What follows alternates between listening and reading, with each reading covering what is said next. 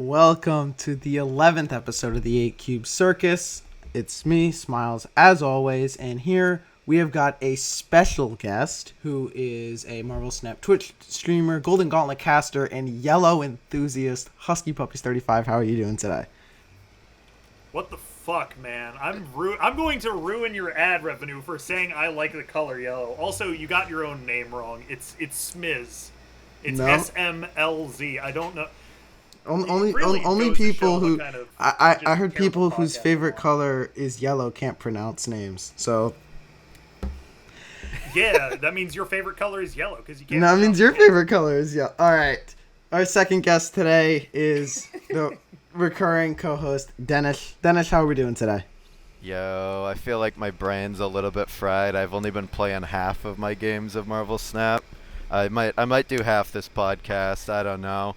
I am so over Marvel Snap right now. I've played so much of it, but we're going to have a pretty good podcast. We're going to talk about some pretty cool stuff. I'm excited. Husky's awesome. Let's do this.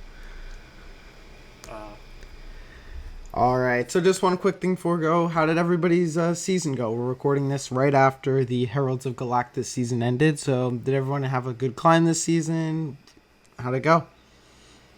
Went pretty damn well for me. I did a drunk stream, which it was one of my favorite streams I've done, with KM Best, Binks, and Butt, which are like the three people who I like of the people I respect the most. Like KM kind of got me into the top level scene.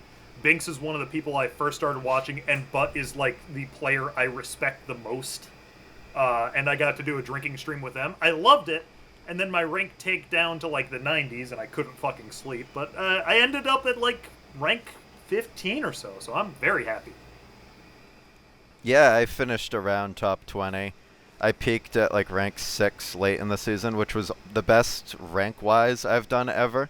I then sold it because I was playing Hela with Zenade, but like we don't talk about that. It was fun. But yeah, your stream looked really awesome, man. I was watching some of it. That's a really fun group to get drunk with. Absolutely. Oh, yeah, I've been drunk with Cam and Butt before. Never Binks, but it was a very good time. Had some very good just joke arguments that just absolutely fueled me. Shout out to them. Yeah. Also, Unfortunately- real quick, this season was the season I also found out Glenn Jones actually knows who I am, which that's shaping my perspective of the balance changes recently a little bit. I used to say it as a joke, but he name dropped me to KM, so I mean, I guess I don't know. Now I'm on edge. I got to be careful. No, it's just let the ego go to your head. Just let it blow up. Never come down. You know, it's No, I think he's out from me specifically. That's what the balance changes are. That's what it must be. Yeah, you say that as they nerf Fenris, you know. It's, So, unfortunately, I missed the drunk part of the Husky stream. I was there for a bit before that segment of the stream, and I'm sad I missed that part. But yeah, this is probably the best Snap season's ever gone for me. It's the first time in the last week I actually gained ranks instead of lost ranks, and ended up finishing top 10, which I'm pretty happy about, playing a deck that we're going to be talking about later in this video. It's not my favorite, but our first topic is our favorite decks. So it might not be our favorite of all time, but our favorite, whether we're deck building them, whether the lines are interesting, the favorite decks that we like to play, and the decks that we enjoy the most. So I'll get it started. I like my Infinity Ultron hand deck that I built. I feel like this is very indicative of me as a player. I tend to favor higher curve decks over lower curve decks. I'm only just starting to learn to play those lower curve decks. But just being able to have this like high sort of information asymmetry too with the Infinity Ultron in the deck. They don't really know what I got. I also like having the flexibility of many lines. Like there's lines where I want Ancient One Speed, Ancient One Victoria. There's lines where you don't play IU. There's lines where Anti-Venom makes a big impact. It's just, and I like having high curve decks with a lot of different play lines. So like even back when I was a Patriot player, before I even was climbing infinite ranks, I really liked having the option to do multiple things in my deck while being able to keep a high curve. So like no matter what, I always had a big impact play. any questions, or should we get on? You were a to Patriot player? What the fuck? I was a Patriot player for the Those first exist? year I played this game. For a year? Yeah. Oh my god, that is okay. Listen, it's like okay. You ever be like wandering home drunken, and it's like you do it like you have a one night stand, and it's like, oh, that was a bad idea. But I was drunk. It was only one night, and then you just do that for like an entire fucking year. Like, what are you doing? That is not something you main. That is something you drunkenly do, and then just like win 5 cubes, and then you switch off. I loved Patriot when I started the game. I always played a deck with like Patriot, Onslaught, Ultron, Oh my Legion. god, I respected you as a person before. All the fun. Patriot's awesome. I was actually playing Patriot this season too. I was winning on it. One Patriot deck that is like semi-respectable, and it's not yours. It's all be real. Is it Sauron Patriot? Because that one's pretty cool, I think. It's not fucking Sauron Patriot. Sauron Don't let Zenade talk you into that. It's not. I think that's the first time I interacted with Zenade. It was in your chat, and I saw Zenade post his Untapped link. I looked at it, and he was running Patriot Sauron with like a 2 cube rate. I had no idea what he was doing. I don't know, man. He's fucking insane. It's like, I don't know what goes on in his games or in his head. But, Yeah, blow your mind a little bit, Husky. I used to be a Destroyer player. Those exist too. Okay, like for how long though? For how long? 4 months. Okay, yeah, that's 4 months. Okay, it's like you can be bad at Snap for 4 months, but for a year, it's like imagine every bad decision you've made, Denish, and multiply it by 3. That's Smlz right there.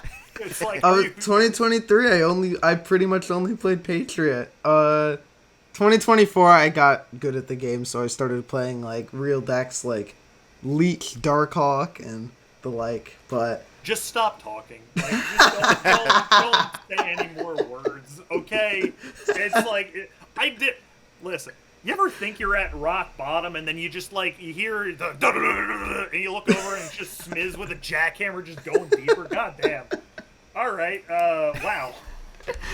Anyways, this is the kind of deck that I gravitate towards now. These like high curve decks that have a lot of flexible play lines. That's sort of the decks that I like in Snap, and I'm happy I built this. A lot of justification stuff, and I believe Denish had one question about it. Absolutely. You've built this list a while ago, so I've been experimenting it with a little bit. I don't have Ancient Ones, so I don't have all the lines. But Anti-Venom was a card I've always found awkward. How do you still have this card here? How have you not replaced it yet? What are you doing with it? I like Anti-Venom just for range purposes. I played Jug in the list when he was 3/3 in that spot because I think it's just busted. But Anti-Venom's a card that I personally really enjoy. I just like being able to sort of use the Shadow King also as an offensive option instead of a defensive option as well. It justifies that slot in the deck further, because if you're playing a Shadow King in your deck and your opponent isn't running a buff deck, you've effectively got a dead card.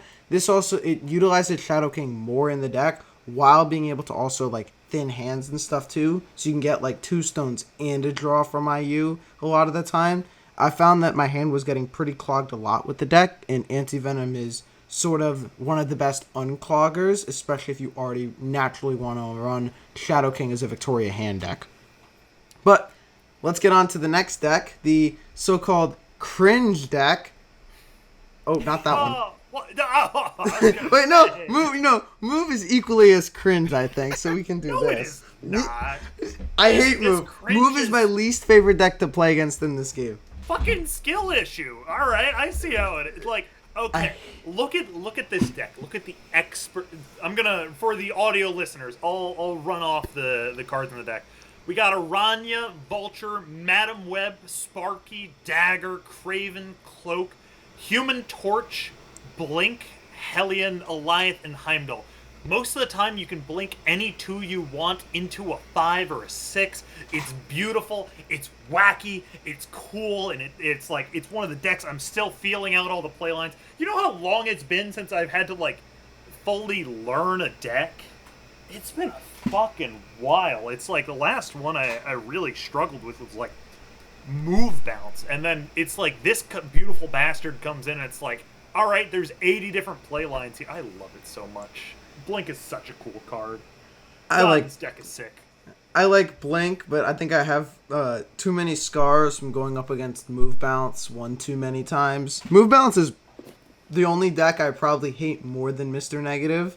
I respect it, but I hate it so much. I just hate the fact that it's like really, really hard to interact with. Like there's like no clear way. Mercury came out, so it's gotten a little bit more tolerable, but man, do I just not like Move. I'll leave it to Have you Denish. seen a Move Bounce deck since like the change to Vulture and Human Torch? I know, it's awesome. They brick all the time, and I love it. They don't exist. It's like Yeah, I know, they it's don't great. exist. It's my in the main Discord, my name for 1 month was Move Bounce is Dead with like 7 exclamation points. I was so happy. Yeah, I'm looking at the list here. I love the Blink. I think it's really cool, but I'm thinking about turn 6 Blink. Is that a thing that you do? And also, have you considered like a Miles Morales to go with it?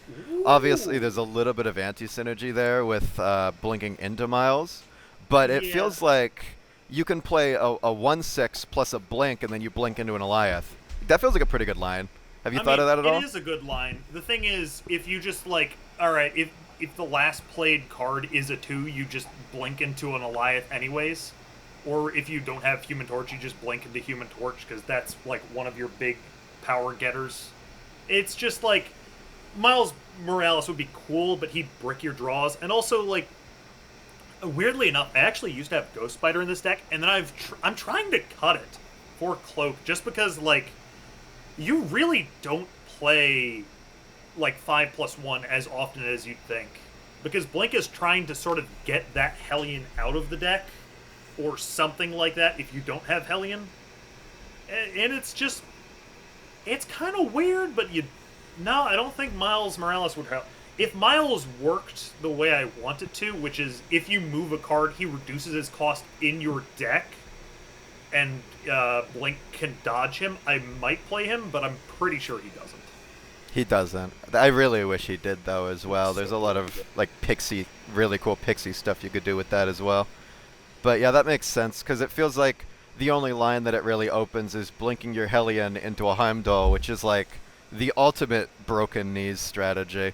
But, because, like, I'm not ready for that. You play a 5/8 in the left lane, and suddenly everything gets Heimdalled. And then you can support it with a Miles. But other than that, you're right. It doesn't really do much here unless you get it out early. So yeah, I can see how you wouldn't want Miles. I like the sort of I don't know if I like full move. I might need to learn the deck like I did Hela before I start to come around to like it. But I don't know. I like the pseudo move stuff. Like I really like the Red Wing deck that you made with like those 6s. That's one of my favorites. But it's like this deck is cool. I really like Blink as a card. It's one of my favorites too. And it's just a phenomenon. I think we're all on the same page. Mhm. Like we all love Blink. It's a cool deck building exercise.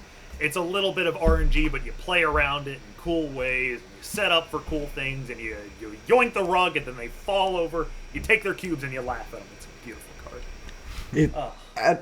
I can't believe they buffed her, to be honest. I thought she was one of the strongest 5-drops at 5/7, but I 5/8 is just feels very good as well. Just being able to get that out for not below curve stats, because I think the average like 5-cost good ability is now 5/8. Like look at Hellion, stuff like that. Vision's been like that for a while. It's just 5/8 solid ability, even though it's a bit outclassed now. But I think that the Blink buff is very cool, and I think it also motivates cooler deck building as opposed to how many tech cards can I throw in this deck. It's weird for curve, but yeah, it's fine. I'm noticing with this move deck also, you're running Vulture, Dagger, and Human Torch. I feel like when I see move decks nowadays, they usually pick like 2 of them. Is that a Sparky thing? What do you think about that? Having 3 enablers?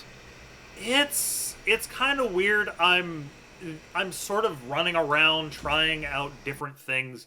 Vulture is a recent re-include. Sometimes I'll put in like I used to have Sam Wilson in there just for like Craven stuff. That was okay. It was really only good if I got it out on 2. I'm thinking about cutting it, but it's like I don't know. I definitely like Dagger and Human Torch a lot. Vulture is sort of the odd one out. I might cut him. I still need to test with it.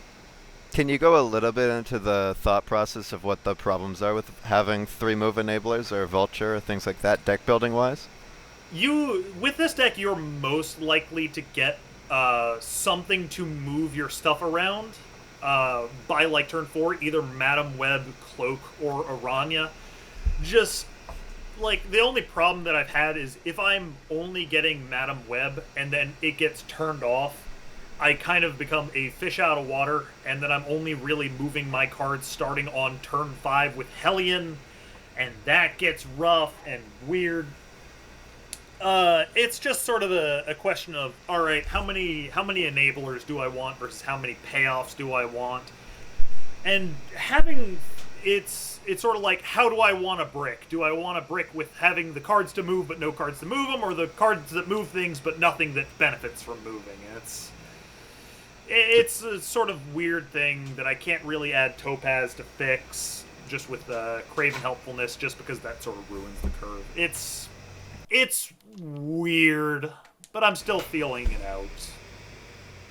Absolutely. Yeah. I definitely think that having the 3 enablers is a bit interesting based on the fact that, like, you can, even with the blink in a sense, like, you can reliably get the torch out, and obviously the torch is the good move. The I think it's at least the best of the move enablers, just because it can scale the tallest, and you have sufficient threats like an Eliath and a Heimdall to be able to, like, secure another lane.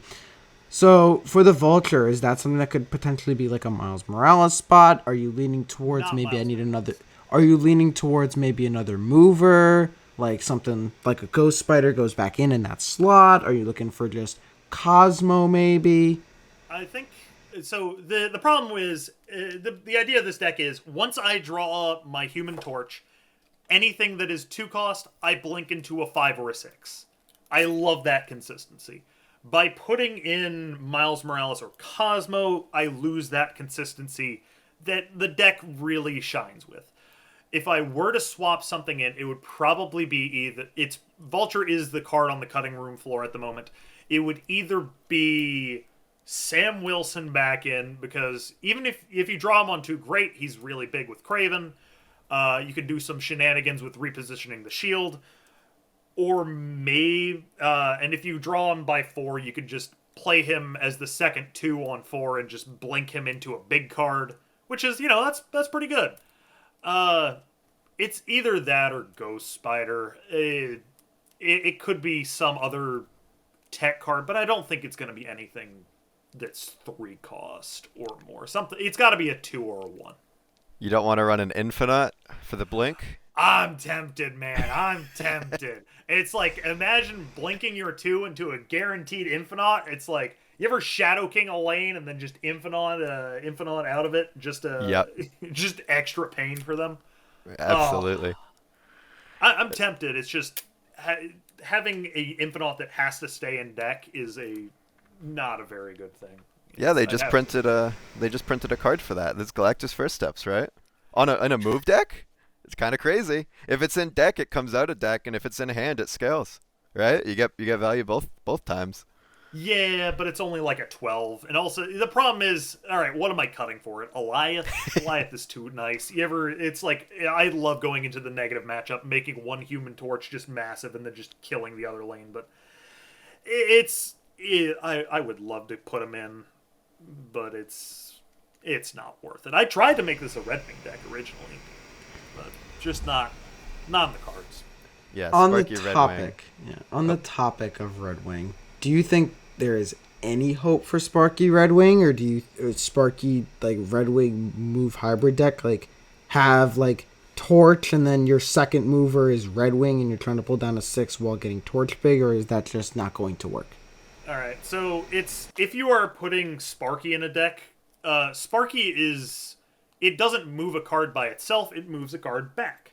So you need to have at least, let's say, 2 other things that can move Red Wing in order for Red Wing to actually get semi-consistent value.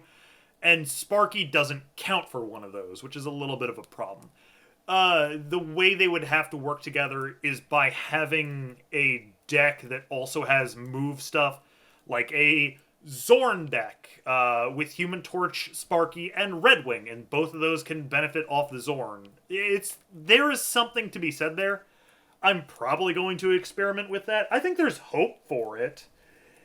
It's just a question of, alright, how big is the meta? Because Redwing is, like, the most fair cheating card.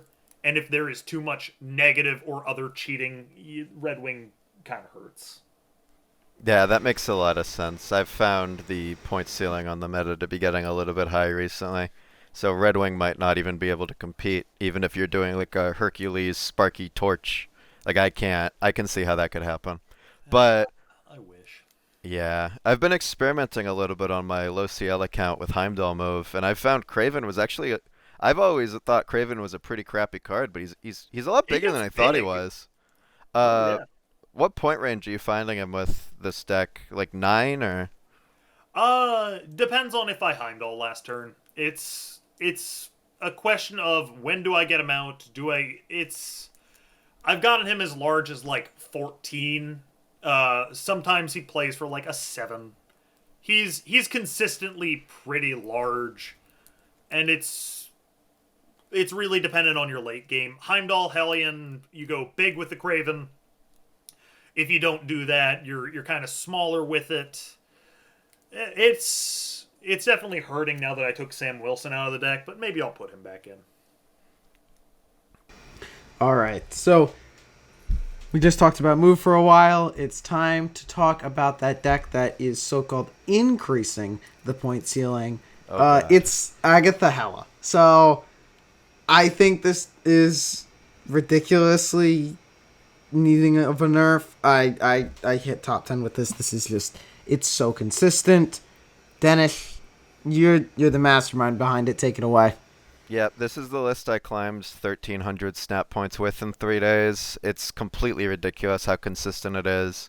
Redshift hitting Agatha isn't that silly, but the fact that the Redshift is justifying the Agatha thinning the deck then causes your late game plays, such as a Jubilee or a Blink, anything that would usually be a 1 in 3 to win becomes a 50-50, and anything that would usually be a 50-50 becomes guaranteed. And so you just get put in these situations where it's like, okay, well, I guess I'm blinking, and what's the only thing blink can hit? Odin. Okay. It's not even a 50-50 anymore. Usually it would be like, okay, it's either going to be Odin or it's going to be Jubilee, and then you're going to get clogged. Or something like, oh, it's going to be Odin or Legion. But now you only have 2 cards in deck, so it's never actually Odin and Legion. It's like Odin Gambit, and then you get a consistent blink. Or it's like Odin Hela, and then you get a consistent Jubilee. And there's just so many ways that you're getting down to the last card. Also, the Cosmic Ghost Rider hitting all the things that hurt. Actually, I don't even think Cosmic Ghost Rider is correct in this list. Once again, I'll go over the cards real quick, what's in the list, for people that are listening. It's running Redshift Gambit Corvus as the discarders. It's running Jubilee and Ghost Rider as these cheating cards that are cheaper. These 4-cost cheating cards that fill your curve. You play them either on the last turn, the 4th turn, or the last turn with energy with a 3. It's running Cosmic Ghost Rider and Legion as the tech slot cards. Cosmic Ghost Rider's here to turn off a Fenris or a Stardust, but I actually don't think it's correct. That said, I did climb a lot with it. And Legion is here because Legion's broken, and, well, not broken. Legion's probably the best ramp card 5-drop that you can run that isn't Blink, because you just get so much value from playing at turn 4, and even playing at turn 6. There's just so many locations that screw people. You can Odin it in this deck. You're cheating cards onto the board with Hela. You just get Legion value from everywhere. And Blink is in the deck because it has to be. Hela's in the deck because it has to be. I'm running Odin over Grandmaster, and it's running Agatha and Infinite as the big payoffs. But the reason I don't think Cosmic Ghost Rider is correct in the list, I would actually prefer Iron Man, I think, right now, is because it's an Agatha deck. And so a lot of the time what happens is Agatha just plays out Cosmic Ghost Rider, and it's not in the Stardust lane. And so I think this deck is better when Stardust is just not getting played. There's very little Fenris, which, I mean, there's always going to be very little Fenris now, let's be honest. Yeah. That card is kind of buns. But I find this deck to shine over the top. It's basically just Mr. Negative, where in the sense that you win every time you draw Redshift or Corvus, or you win every time you draw Hela. You win every time you draw Agatha, basically, which is, every game. But yeah, this is a ridiculously consistent Hela deck with a stupid high point ceiling, and Gambit is just another one that's just completely enabling it to go over the top of everything. Husky, have you tried this version yet? Oh yeah, I've tried this a fair bit actually. After the drunk stream, this helped me climb a little bit, but every time I played this, it was kind of a circular climb of, all right, I'm climbing a little bit. Oh fuck, I got fucked over, and it's like I would always end up a little bit up. And yeah, it is a very solid deck. Redshift replacing Agatha with another card to make Corvus less likely to hit the cards you actually want to have is shockingly nice. Like, nobody thinks of Redshift as add another card, but that is something that I have very much appreciated, especially when I'm going like Redshift into any 3-drop, which is, I believe you said the snap condition for this deck, yeah? Every game. No, my snap condition is if I have Redshift in hand, or if I have Corvus in hand. I snap on both of them. And I snap twice if I have both of them. Ah, of course. Yeah, that's where you get them. I'm the fan of, I don't know if Redshift alone is snappable. I definitely think Corvus on 3 is snappable, even in Agatha hands, especially because you can then play the Agatha on 5, which allows you to still like make your actual turn 6 play, whether it be like Gambit Ghost Rider, Gambit Jubilee, Hela, something like that. I've gotten a lot of mileage out of this list. It took like a day or so of me kind of losing a bit to truly learn the new snap patterns of the deck. But then after that, I've been on a consistent climb, and I climbed about 300 SP over the last 5 days of the season. It's a lot less than Denish did, but I still had a lot of success with this. Absolutely.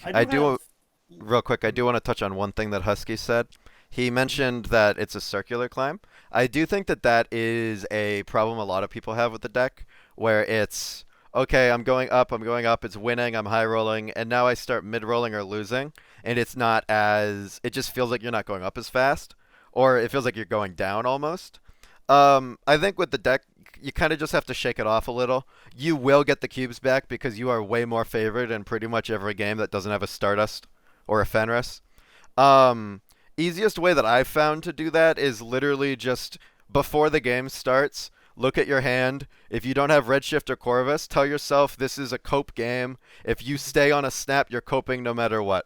And so now you know it's literally negative. Just I didn't draw it. Okay, I leave for 1. And then if I do draw it, I mean if they don't snap, I'll stay for 2. And I mean it limps to victory quite a bit actually.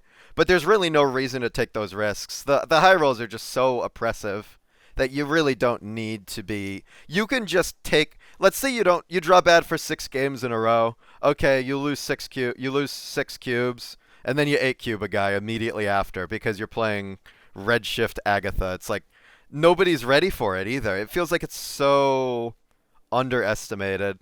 I'll Husky, you want to touch on that a little or whatever? I was actually going to go the opposite way. There are some things I don't like about this deck, and one of those is I'm losing 6 cubes and then winning 8. The only problem is where we are at top infinite, losing 6 cubes is oftentimes more detrimental than winning 8. Oftentimes I'm losing like 3 to 4 SP per 1 cube. I even lost 5 the other day. Whereas when I'm winning 8, it's like, okay, yeah, I'm winning essentially the same as a 6-cuber. So it's like, yeah, I've got to get those gains. And that's really the only my problem with Hela in the past. It's like, okay, I'm a good player, but I brick as much as I do as, like, the bad players do. And I'm losing more for the same bad luck. So it's like... It's a tricky one for me. The high rolls have got to be really, really high. It's like, it doesn't have to be... It's got to be more favored than 50-50. It's like, maybe not 6 people and then an 8-cuber, maybe like 5 people and an 8-cuber. However, I think that is us bitching about the 1%. Oh no, looky there, we're getting taxed more than other people. How sad, how cruel, boo hoo for me. Whereas like, yeah, other people in lower ranks would definitely have a lot more like edge with this deck SP wise. The only problem is snapping is somewhat difficult, and there are some tricky lines that people don't always see. So it kind of feels like there's no right SP to play this, because either you don't have the knowledge or you don't have the like as even as of an SP gain to loss ratio. Yeah. So this deck was, for me, I'll just give an example. You need, if you're playing this at like top ladder, and by top ladder I'm talking about like 8800 or higher SP, you need to snap hyper aggressively with this deck. It feels like every single time you have like a Corvus by 3, which is over 50% of the time in odds, you need to be snapping that. You need to be winning. You need to be like, if you win, you can't win 1. You have to win 2.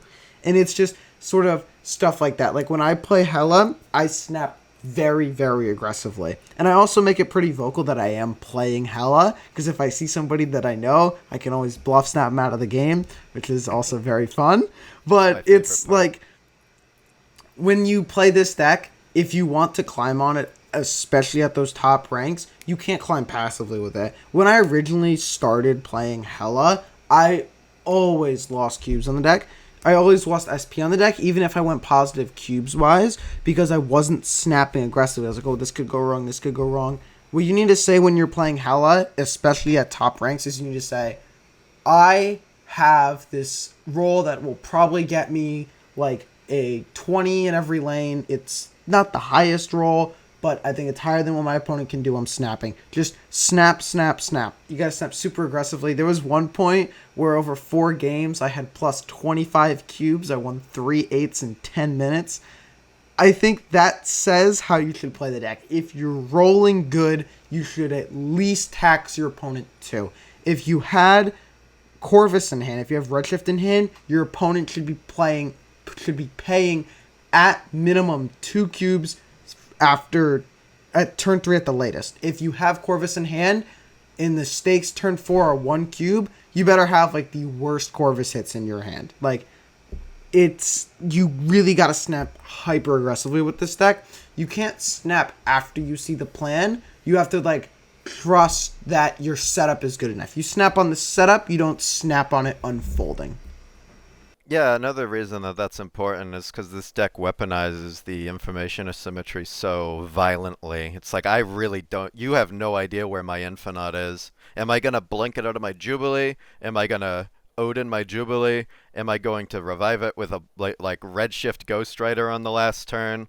Am I going to Gambit Ghost Rider on the last turn? Am I going to Odin my Blink and blink my Redshift? Like, what's going on? You don't know. There's just so many things that can happen, and so being able to snap before they happen is really, really important.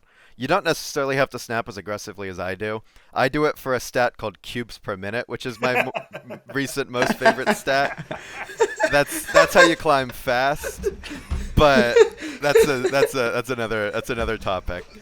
But you got that from Zene, didn't you? I did. We came up with it together. Absolutely.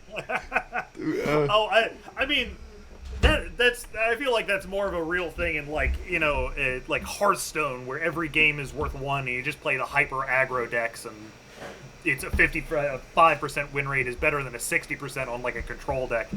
That's part of the things I like about Snap, but and then you're just throwing it out the fucking window. Like, yeah, just make all the games last 2 turns. If it's lasting 3 turns, you're doing something wrong. Just squeeze them out as fast as possible and then move on. Love them and leave them. Yeah, that's your motto. My favorite Zenith line is, if they don't leave by 3, leave for 2. Like, that's great. I love that. Didn't we we did something like this in an earlier 8-Cube episode with Zenith, where we did the Bully Snap Challenge, and the goal was you had to get them to leave by the end of 4. And we actually played you, Husky, during the challenge, so we had to snap you on 4 and Did you get having nothing. No, we didn't. No, you're a content creator. I think they you don't were. leave. I think what you the were. Fuck you mean? You were. I am like the most retreat happy out of most high level content creators. We played 6 people. You were one of 2 to not retreat and not lose 8 cubes. I see. Skill issue. We love to see it. Yeah, Zenny failed upwards. He didn't get his retreat, but he also got an 8-cuber, so I mean, we gave it to him. Yeah. I want to touch a little bit on the SP inflation element of it. I do think that actually is a big factor. This deck, obviously, the things being out of your control causes the... I don't think it actually makes it so the skill gap is smaller, because the skill gap is more so, are you able to know that it's happening? It's just probably one of the only decks that actually changes its gameplay the higher up you get. And so, yes, I actually do think that at a higher level it's not as good. That said, with Agatha Redshift, I don't think that level is 9200 SP. I think you got to get up to like 9700. I don't know. I haven't done it because every time I get up to like top 5, I start trolling.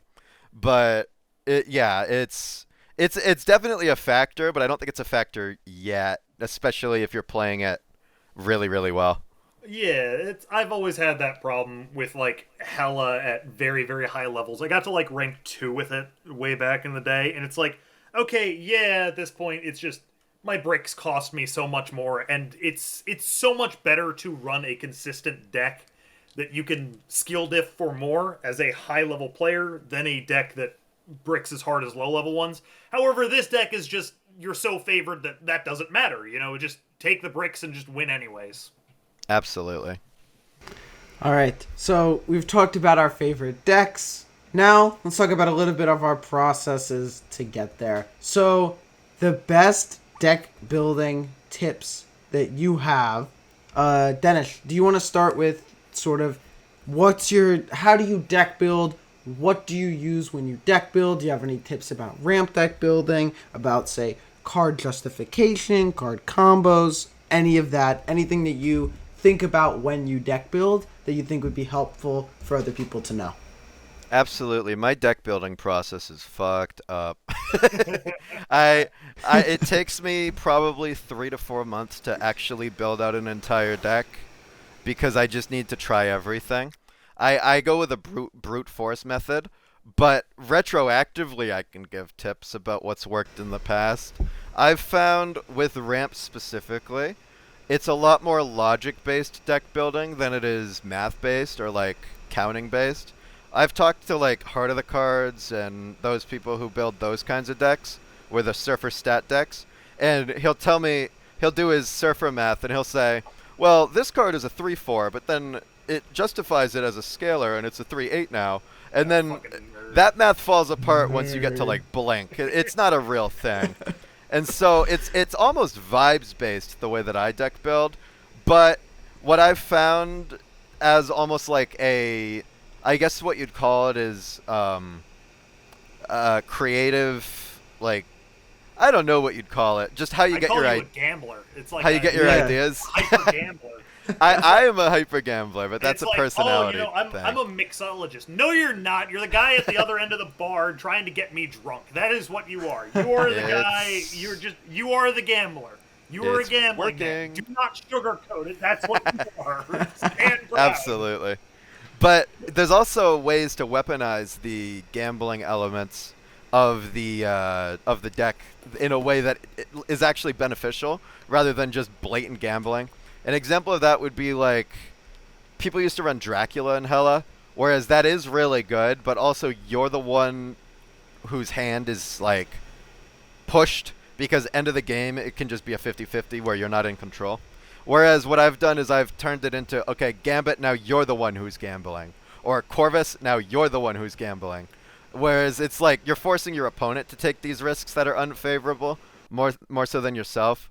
And so taking concepts like that aren't explored and building those out, I think are the best way to deck build. Another example of that would be taking concepts that aren't currently used in the game. So that would be something like Ancient One Tribunal. Ancient One Tribunal wasn't a thing, and then Hela Enjoyer kind of just started going off with it. Oh, yeah. And he started building it out, and it's actually something you have to be afraid of now. That wasn't a concept. I guarantee you Hela Enjoyer's best climb since he rejoined the game was probably day 3 of his tribunal climb on Ancient One Iron Man Tribunal. Because people just don't know what's happening. And so I think having that surprise factor in your decks, you don't even need to deck build. You just need to be surprising and have it work.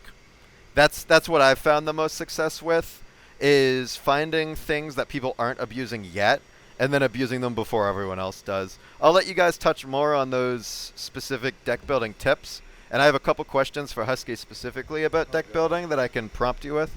But I'll let you ramble first if you'd like about general deck building. Fuck it. Sure, why not? So, deck building for me is kind of like alright, what am I seeing a lot of, and what am I not seeing a lot of? Am I seeing a lot of Mobius? Okay, I'm not going to play something that dies to Mobius. If I am seeing a lot of Killmonger, I'm not going to play like a Victoria hand deck.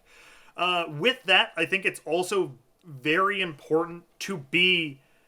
If I am a deck... Like, I played a deck from a viewer today that was like, okay, I'm doing fun things with, like, Nightmare, Moon Girl, Black Swan, but I was dying to the same things that a better deck would, namely Victoria Hand, while not being able to beat Victoria Hand.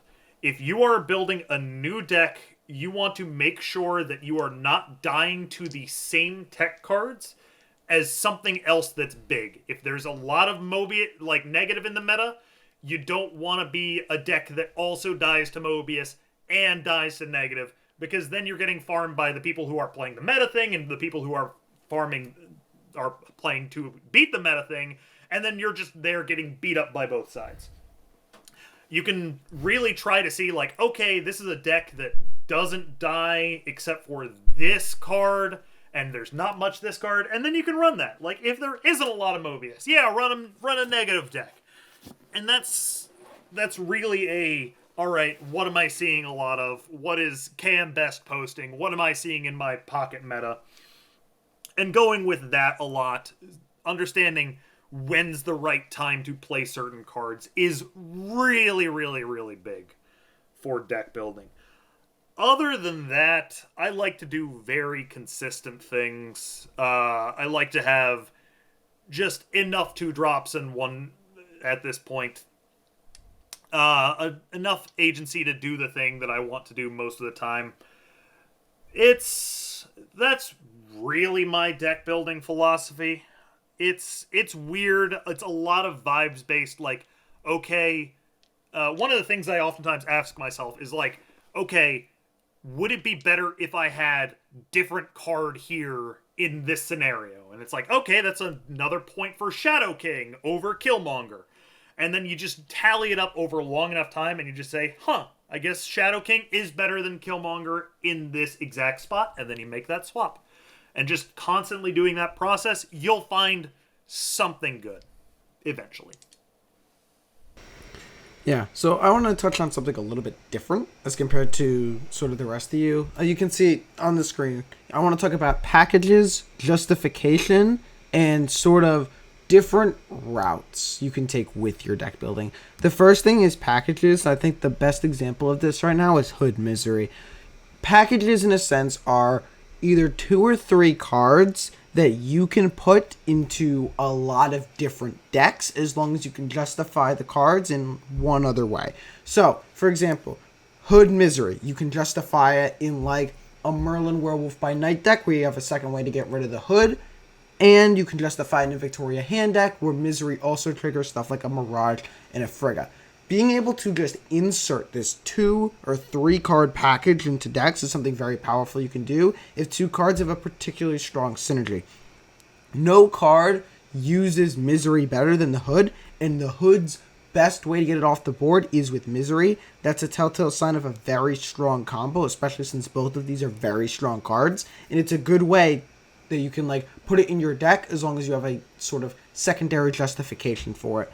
The next thing I want to talk about is that justification. So, say you're running War Machine. I don't think I've ever seen a War Machine deck not run like Infinite.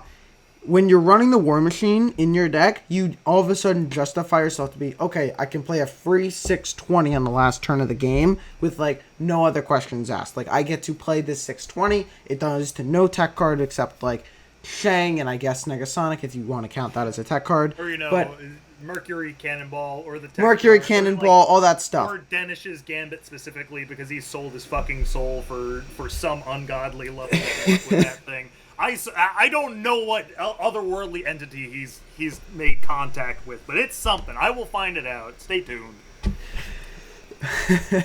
But either way, when you have this card in your deck, you are immediately justifying other cards. Another card you justify with the War Machine in your deck is Ebony Maw. So sort of don't run a card because it's powerful without justification for running that card. Like, for example, I think Sparky, which just released, is going to be a very strong card. You don't want to run Sparky in a Victoria hand deck. Sparky is a good card when you justify it with other movers, like Torch and Dagger. Sparky is not a good card by itself if you have nothing to activate the ability off of. It's also like a card like, say, Surfer. Surfer is a good card. If you're not running like 7 or 8 3 costs, it's not really worth running Surfer. So I think justification is another very key point in building your decks. The third thing I want to talk about is different ways an archetype can branch. So I've got Victoria Hand on the screen. There is sort of 2 ways you can branch out. You always have the Frigga and the Victoria Hand list because that's your package combo. You got Victoria Hand, you got Frigga, you can copy, get an extra V hand. It's a 2/7 that also buffs all your other stuff plus 2. It's very strong. When you have the other cards, you can go really 2 different routes with Victoria Hand. You can go with the heavy generators. So either they have a heavy initial cost, or what they produce is going to cost heavy in some context. Those are Infinity Ultron and mostly Valentina, but since Iron Patriot is played more often, I'll talk about Iron Patriot too. These cards are, if you don't get the IP discount, IP cards are going to cost quite a bit. And even if you get a 6 cost, that IP card is still going to cost 3, which is a significant amount. Infinity Ultron, you're putting 5 cost in. This is an acceptable way to build a deck. You can make it work. Iron Patriot and Infinity Ultron have been in some of the best Victoria hand builds this year. But it's sort of, you want to run more justification for them. Like, you really need to run a good Iron Patriot follow-up. Or you really want to be running like a Luna Snow to get the IU out earlier. Stuff like that. There's also the lower curve version of V-Hand, where even though Moon Girl has a 4 input cost, where you got to play 4 energy to get her effect, all the cards that she's going to like duplicate for you most of the time will cost like a maximum of like 2 or 1. So you're going to be getting very cheap cards after you Moon Girl. And the same thing's true with Mirage. Mirage copies the card that costs the least. It is very rare that Mirage will copy a card that costs more than 2, because a lot of decks run quite a bit of 2-drops because they are so powerful. So when you're running these like low curve cards, you have the ability to play more of them. So like with V-Hand, you have the option, do I want to play these more impactful but also higher cost game pieces, or do I want to play more lower impactful but also like more game pieces in general? Like with Victoria Hand Moon Girl lists, like they run at maximum 2 4s, whereas the IU hand runs more than that. So I think that there's a different routes, but you have to like centralize on those 3 topics when you're building a deck. What packages can I include? How can I justify some of the cards in my deck? And then third, do I want to take more of a heavy hitter approach where I'm like maximizing at like impact per board space, or do I want to run like I'm gonna flood the board with a ton of 1s and 2s deck? Absolutely, I do think that highlighting the decision between the like being able to identify the different sub-archetypes in each archetype, such as Victoria Hand or Hela, or even something like Red Wing, which is a little underexplored, then you're definitely able to more easily group the cards that are going to be more synergistic. Like, you're not going to be able to Moon Girl and Infinity Ultron unless you're ramping really hard. I don't even think it's realistic. You'd have to be running, like, basically nothing.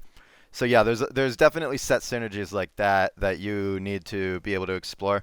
Regarding Dark Rituals, that'll be on the Patreon once we start it, but we don't need to get to that yet. Use promo code 666 to retain 1/3 of your soul today. He doesn't miss. He doesn't need to miss. He doesn't need to miss. Yeah.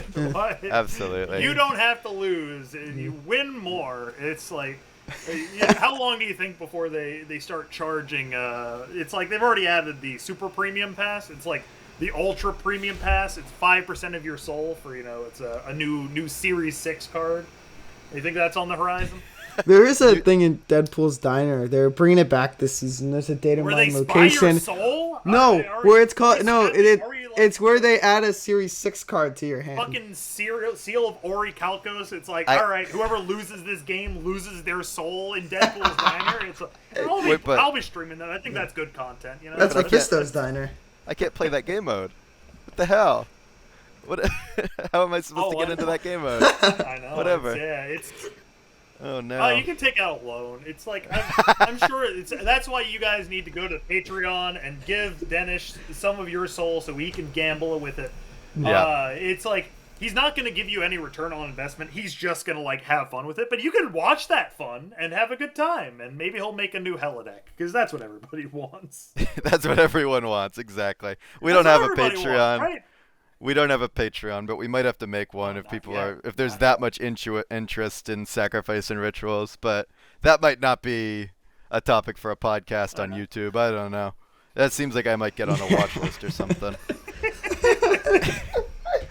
Anyways, see, if you get on a watch list, that's just more people watching your video. That's just more views. You got that's another viewer. More views. That's how Glenn found out. Yeah, that's you think Glenn's my FBI agent is actually. I have like 5 agents in the FBI. They were my FBI agent. Oh no, my FBI agent is Glenn Jones. Oh god. He's gonna nerf my card. He's gonna nerf me. He buffed Blinky, nerfed Fent. You're fine. No. I'm fine for now, but it's because nobody else is playing it. Anytime anyone plays Hela, it gets I don't think anybody else nerfed really into has the dirt. Experience with it. Absolutely. No, I I'll play agree. some It takes a lot. I've played that. It's over 40,000 games. Someone made a joke in a Discord earlier that said they should nerf Hela to take 10 minutes off your life every time you queue a game. I did the math. I would have died 1,097 years ago if they did that. That is insane. That number. Like that you know when you're going to die. It's like is that part of the deal with like it's like, hey, I'll give you the gambit rolls, and also it's like here's when you're going to die. It's like just a little added bonus, just for you. You do it on Black Friday or some shit. That's the extra thing they throw in. Give you a mint while you're at it as well, just to take home. It's It would have taken 400,000 minutes off my life. That's a lot of minutes. I don't think. Listen, man, I'm willing to sacrifice a lot for Marvel Snap, but that's a bit much, okay? Do you know how you're going to die, Denish? What was that? Do you know how you're going to die as well, or is it just gambling, probably. I don't know. Oh, that's fair. Yeah, it's Russian like, roulette. Gambit's going to shoot you. It's just you get gambited. Yeah, gambited in it's real like, life. damn, lost the 1 out of 5. We hate to see it. Oh, unfortunate. It's the first time that's ever happened. You lose one round. Yeah, that was the deal. Hey, you'll get a. I have boosted odds until I lose, Live by the gambit, and then it's die over. by the gambit, quite literally. One day someone's Absolutely. gonna gambit you, and the card's gonna go through the screen. It's gonna go. Poof. Yeah, no Phoenix Force for you. No, They're gonna add a card that throws. Yeah, he's gonna add a card that throws the cards back, and then it's over. Oh no, that's what he's bouncing around. All right. Before we wrap, I want to ask Husky about you play a lot of decks that run Infinite and big dudes and with Blink. I do. I know there's a lot of men. There's a lot of Blink enjoyers that listen. Can you give some general concepts about what it takes to be an Infinite deck? What the decks have to... What do you need? How do they work? One big guy.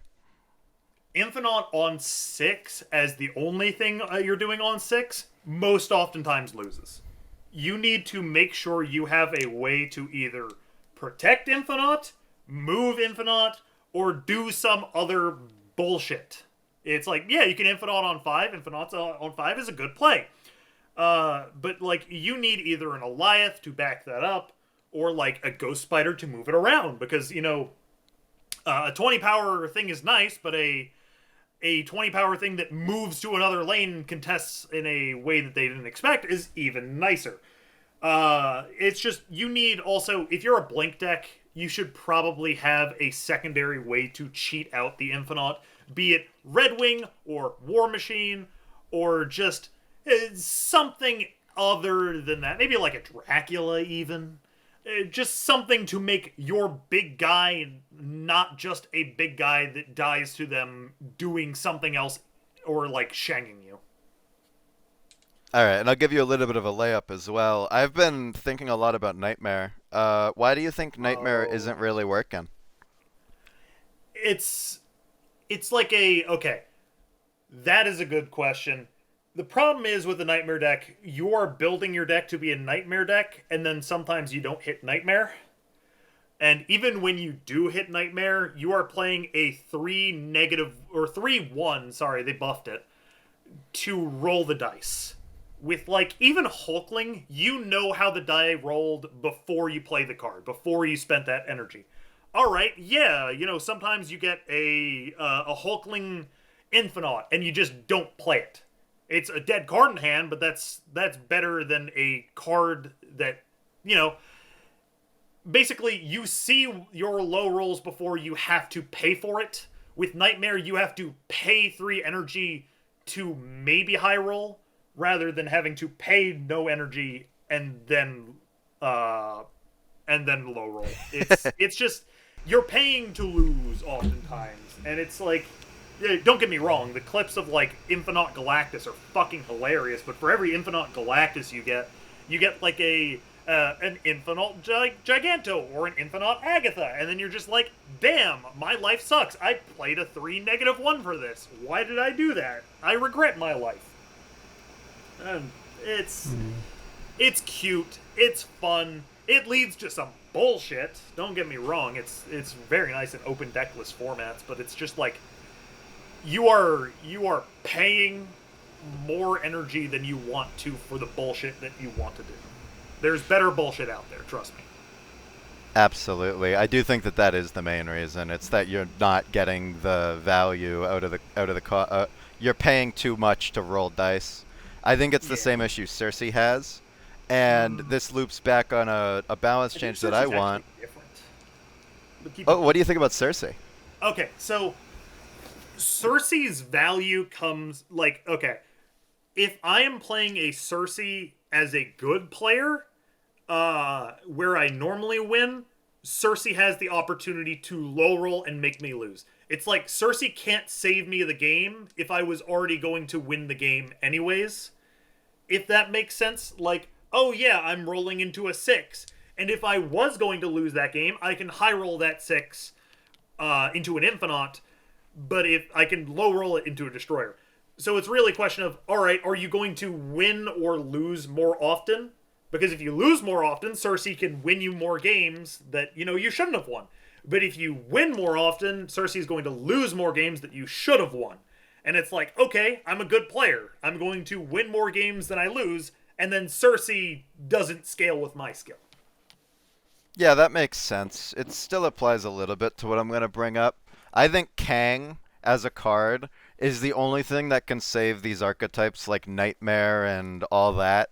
The issue is a 5-0. I've wanted Kang at a 0-0 that doesn't draw for you since they released Kang. Because, I mean, like, obviously Jubilee is a really good card, but Jubilee is an example of what you'd be able to use it with. Or you play Jubilee and then you play Kang. And so now, not only do you lose your information asymmetry, so it has downside, but also you're able to see your RNG rolls. So like a Nightmare or a Circe. What do you think about that as a concept? That's just one of my favorite balance change ideas. A little bit off the wall. That is it. In a normal card game, great. In Snap, terrible. That's like, I think that leads to too many bluff snaps, too much just like, for 0? Like, that's nuts, man. For make it 0, so it doesn't, bonkers. Make it so you could make it so it doesn't undo snaps. How about that? Snaps are permanent. What is Kang like the Sure. Lord of Time? He can't do that. Yeah. What the hell? That's not canon. Yeah. Here's what you got. I think 0 is a little much. Maybe like a 1 cost or like a 1 sounds fine. We have to pay something to be able to see it. But Kang, you could get Kang off of Shauna. Obviously, no, I like that. Send it. It's removed from the pool, obviously, but it would be really funny. It would be pretty funny. That's So nuts. um, You guys are out of your mind. That's bonkers. Like that, even that doesn't redraw. It's just that is like see what they have and oh my god, that's bonkers. No. That's well, true, well, then why isn't Kang bonkers right now? Because he costs 5. Because he costs 5. It's like he's a dead draw way too. He costs 5. If he costs like 1, yeah, that's bonkers. If he costs 5, he's shit. So is be 2 fair, less bonkers? It's like, why doesn't Hydra Bob see play if Hydra Bob was a 5 cost? Because he costs 1. There's a difference between 1 and 5. There's 4 numbers. I also Oh my think God, Kang this as a guy. 5 cost functionally costs 0. It's just he doesn't actually do anything. Whereas, because you can't play him on the same turn as something checking an RNG ability. I think Kang would piss people off, but I also think he'd actually get utility in that, and they'd obviously have to balance around it. Maybe make it so you can't see what the opponent did, but I don't even know how you do that. That's Like, yeah. I just like the Makes concept of making Nightmare a decent card. Like, I don't know. Well, you could always just say at the That's- start of the game, change all the abilities, God, no, like shut Husky's, up, like no, Husky's no, shut favorite up. You don't card. get to talk anymore. No, there will be no second arishem. People do not get to do things for free. It's like, oh, look at there, I get bullshit because I spent 6,000 tokens, and now I get to ruin your day with my lack of skillful play. Hoo hoo hoo, hee hee hee. Look at me, they call me arishem. I fucking hate that card. It's bullshit, and I hate it. Like, Nightmare is ethical, you have to pay, Yeah, I'm with you All on right. that one. Yeah. So just for the listeners, really quick to end it off, Husky, you're probably the most high-profile player that continuously still hates Arishem, like I'm right. emotionally, okay? It's like- and I agree with you. But could you tell the listeners just like in like a quick minute, why do you hate Arishem so God, much? a minute? Oh God, I can't get. Okay, so I'll break this down real concise in a non-angry way. I'll how about this? Denish is bitching in the chat, by the way, and so I just want to call him out for that. I for did not it first. being a pick to rant about Arishem. Yeah, like shut up. You man. can rant, Dennis. You can rant I after. get to yell about things. Okay.